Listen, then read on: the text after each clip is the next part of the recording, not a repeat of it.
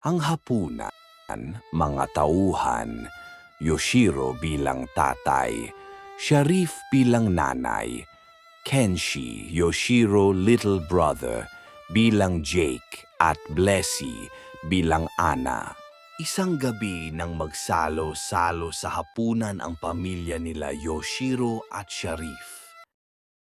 Ana, Jake, kumain na maayos. Wag puro cellphone.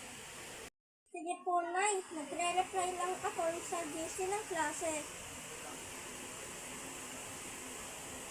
Wait lang po, Nay. Last game na lang po ito. Araw-araw na lang ganito. Tahimik ang bahay, kahit kumpleto tayo. Ay, nawalang internet. Naku, paano ako magre-reply sa group chat? May inihanda akong kandila dito. Ayan, tama yan. Simula ngayon, cellphone-free dinner tayo. Ang sarap ng sinigang hipon ni Nanay. Hindi ko ito napansin dati. Oo na, dati kasi, kain lang tayo at daw agad. Mas masarap talagang kumain pag sabay-sabay tayo.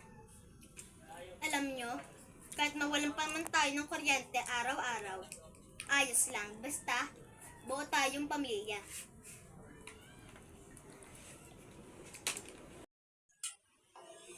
Oh, bumalik na yung ilaw. Pero, pwede na huwag na muna natin gamitin ang mga cellphone.